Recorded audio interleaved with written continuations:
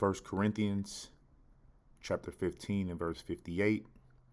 Therefore, my beloved brethren, be ye steadfast, unmovable, always abounding in the work of the Lord, for as much as ye know that your labor is not in vain in the Lord. I want to start off by giving all praises to Yahweh, Bahashem, Yahweh Shai, Bahashem, Rahakwadash, and double honors to the elders and apostles of Great Millstone. That's who I learned this truth from and continue to learn this truth from, as well as peace and blessings, salutations to you Akim and Akwath of the elect of the nation of Israel. And I'm going to entitle this lesson, Don't Be in a Bipolar Spirit. Don't be in a bipolar spirit. And, this lesson, is ultimately not to attack anyone that may have mental, illnesses, because we all come from, a background of, different, ailments that the Lord has placed upon us due to the curses, and you just never know what particular brother could be going through or has, this disorder.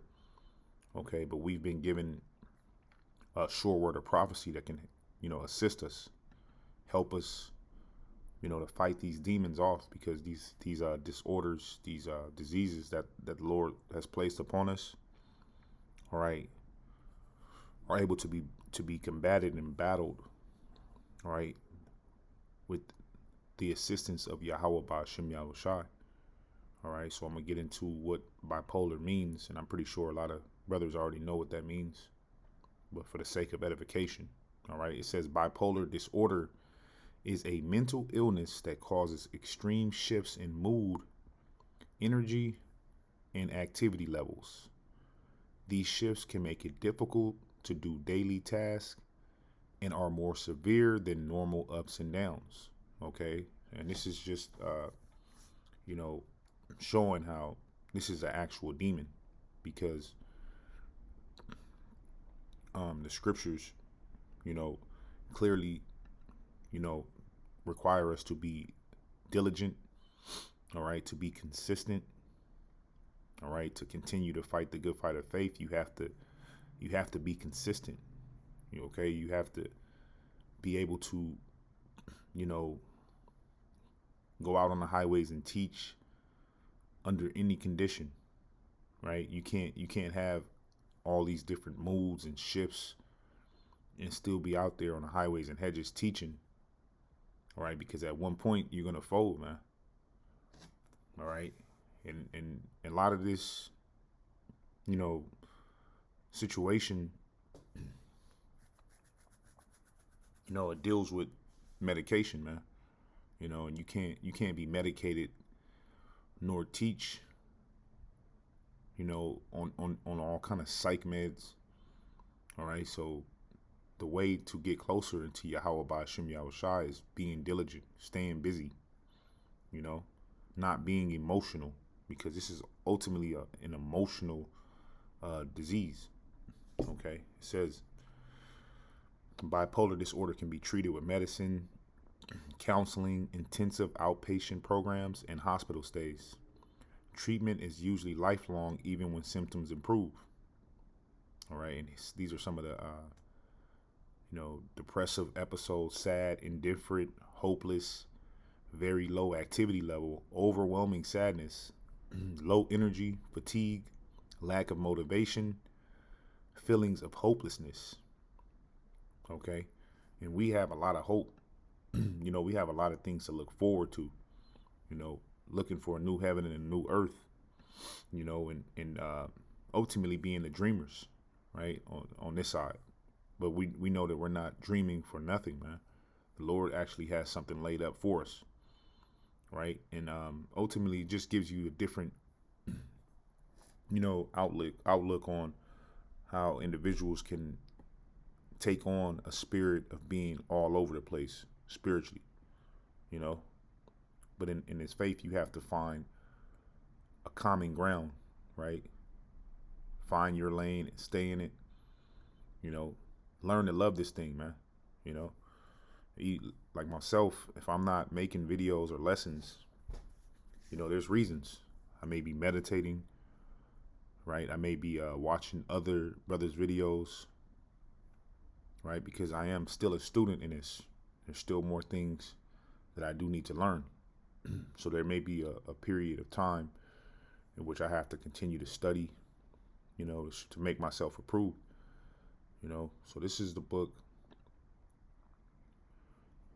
of Proverbs, all right? And this is real important, right? This is the book of Proverbs.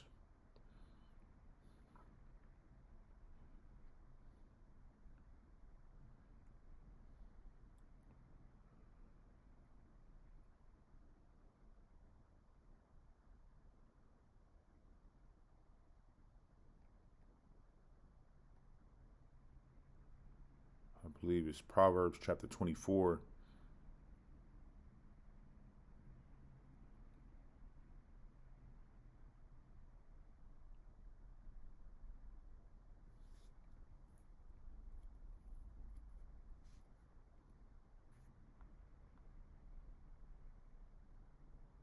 Bear with me.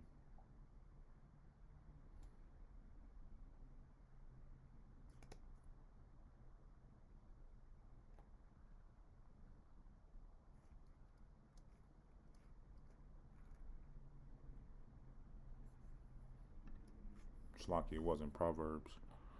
All right, this is the book of Ecclesiasticus. All right, chapter 27 and verse 11. It says, the discourse of a godly man is always with wisdom, right? Always studying, always abounding in the faith, being steadfast in this thing, man. It says, but a fool changes as the moon. You're not supposed to be in a consistent spirit of going to and fro, bouncing back and forth from the world and the truth. At one point, you gotta find your consistency, man. All right, everything should be slowing down at one point. You shouldn't be in a fast lane, moving at a fast pace.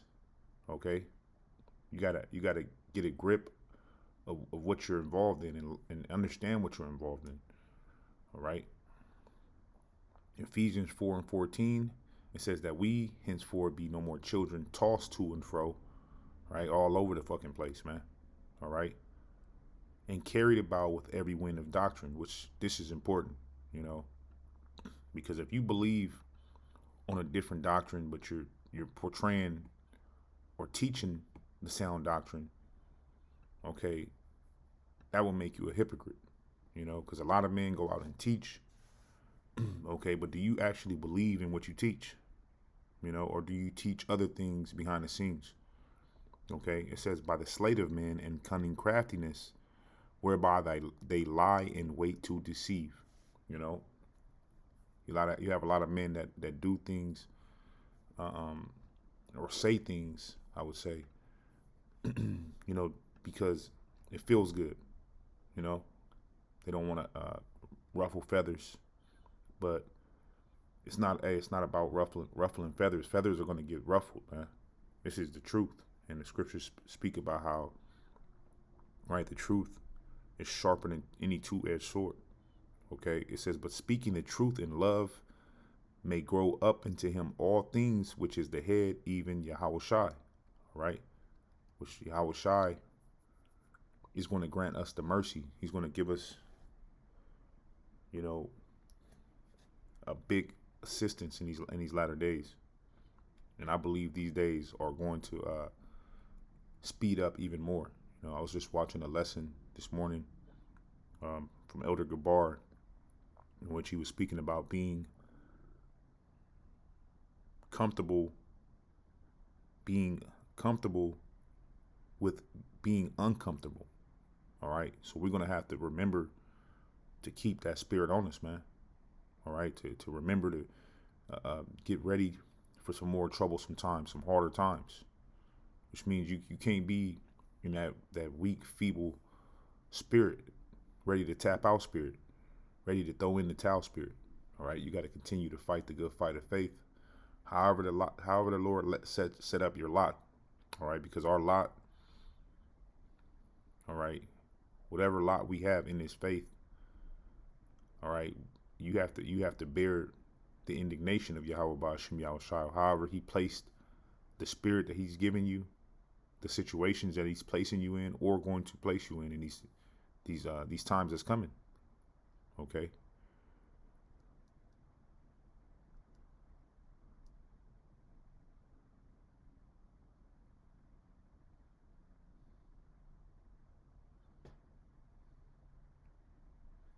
I had put a note here for Proverbs, the 24th chapter, but I'm trying to.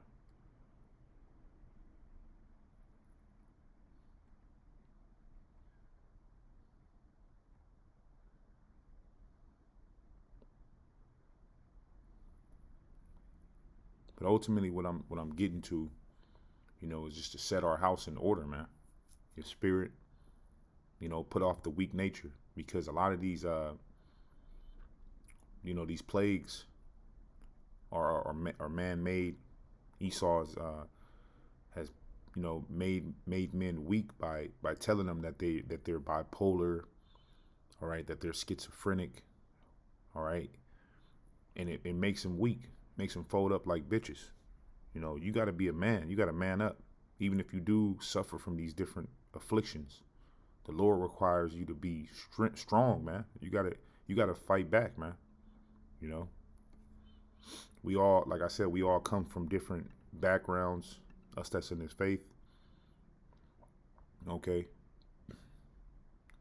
But we have to remember to not let Esau or his medicine, okay, affect us, man. Because it's these things that he's designing, all right, are to ultimately have your ass like a zombie, fully medicated, mentally feeling like you're not normal, right? The Lord has given you the ability to read, to study, an able body to go out and teach. You can't make no excuses, man. You got to continue to fight back, man. This is the book of Ecclesiasticus, chapter 27 and verse 12. If thou be among indiscreet, observe the time, but be continually among men of understanding. All right. And this is important because the world is indiscreet, man. The world is wicked as hell. Okay.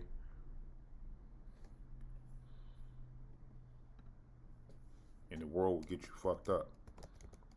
And that's a spirit. I do want to speak about certain things because the world is full of men that are double-minded, all over the place, spiritually, mentally. And we have to observe the time, man. You should spend very little time with men that's not in the faith. All right. This is the book of Proverbs, right? Chapter 24 and verse 21. It says, "My son, fear thou the Lord and the King, which is Yahweh Shai and Yahweh, and meddle not with them that are given to change." So if you do see a individual exhibiting, these bipolar, tendencies, given a change every time you encounter them, you're supposed to not meddle with them. All right. It says, "For their calamity shall rise suddenly," right? And this is heavy. You never know when the Lord is going to bring forth that judgment. So you have different individuals that are literally ticking time bombs. This is why you have to take heed. Okay. It says, "For their calamity shall rise suddenly, and who knoweth the ruin of them both," right? Because the one that's next to him is going to catch that missile too, right? All right. It says, "These things also being to the wise, it is not good to have respect of persons in judgment." Not at all. This is actually a sin. Being a respect of persons, all right, is actually going off. Now, we do reverence the elders. I myself don't know the elders that I even reference. All right, but according to doctrine, all right, the Lord giving us the internet.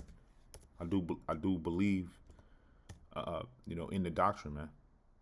All right. So this is the book of James, chapter 2 and verse 9, and I'm not a respecter of persons, man. The Lord can bring judgment on any of us. All right. This is James chapter 2 and verse 9. It says, "But if ye have respect to persons, ye commit sin and are convinced of the law as transgressors." So you're not supposed to be in the spirit of being a respecter of persons. Okay, I just want to clear that up. But like I said, ultimately the Lord, He's gonna fight for us, man. There's gonna be men that is gonna come in this faith with different issues, man. It could be a brother that has physical ailments, mental ailments, and the Lord is gonna help rid those, through prayer, through fasting, all right, through doing His work. The Lord will strengthen us, because us being in His faith, man, is already spiritual power, all right, and the spiritual powers are gonna help us, man. He's gonna give us a wisdom, because I believe it's in the book of Deuteronomy, speaks about, all right, one of the curses that's not spoken of that much, man. All right, hey, we are sent these different ailments. All right, this is Deuteronomy 28 and verse 20. It says, "The Lord shall send upon thee cursing, vexation, and rebuke." All right, now this word vexation, all right, is what comes with this truth, and comes with the curses that the Lord placed upon all of you Negroes, Hispanics, and Native Americans. All right, it says the state of being annoyed, frustrated, or worried. So these different demons, it says annoyance, irritation, irritability, right, anger, rage, fury, temper, all these things were sent upon us, man. And being in this captivity, there are some things that will vex your spirit, right, or have you a little bit all over the place. But this truth should be the common ground. All right, it says vexation and rebuke, and all thou settest thy hand for to do, until thou be destroyed, and until thou perish quickly, because of the wickedness of thy doings, whereby thou hast forsaken me. Right, but when you remove the spirit of vexation, you remove the spirit of doubt, and you continue to fight, the Lord will deal with you. Okay. So with that, again, I want to give all praises, honor, and glory to Yahweh Ba'ashem Yahushai.